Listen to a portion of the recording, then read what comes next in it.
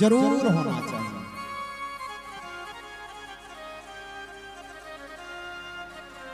गौ कोई वो साधारण,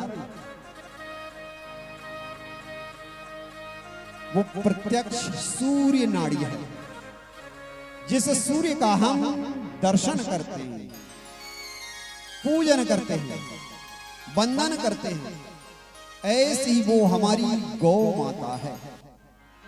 जिस घर में गाय की सेवा और शुश्रूषा होती है, उस परिवार में कभी भी मंद बुद्धि के बालक जन्म नहीं लेते हैं।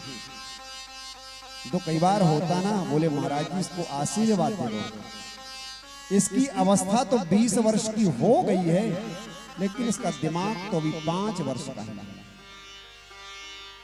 जिस घर में गौ सेवा होती है, वहां धन धान्य परिपूर्ण रहता है। अपने जीते जी तो गौ सेवा करना चाहिए, हो सके तो घर में भी पधराना चाहिए। बोले महाराज रहते फ्लैट में है, जगह है नहीं है, कहां गाय रखेंगे, आप गौ सेवा की बात करते हैं। हमारी संस्कृति कहती है कि पहली रोटी बने तो पहली रोटी किसको जाती है? गौ ग्रास के निमित्त जाती है। पहली रोटी गाय को ग्रहण कराओ। ये हमारी संस्कृति, देने की संस्कृति, अतिथि सेवा करने की संस्कृति है। ये वसुधैव कुटुंबकम की संस्कृति है। पहली रोटी गाय को जावे, गौ ग्रास निकले।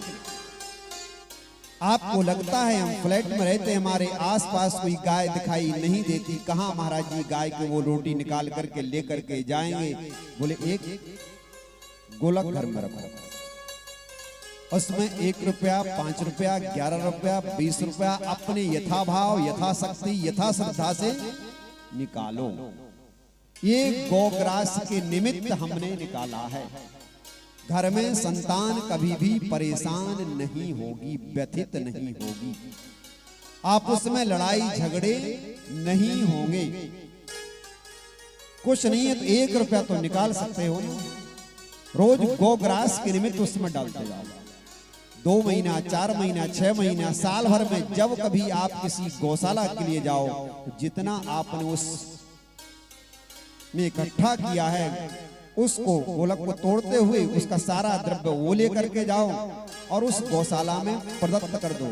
और कुछ लगता है देने की भावनाएं और उसमें मिलाओ और जाकर के वहां घास के लिए, खली आदि के लिए, गौ सेवा के निमित्तार्थ वहां पर प्रदत्त करो।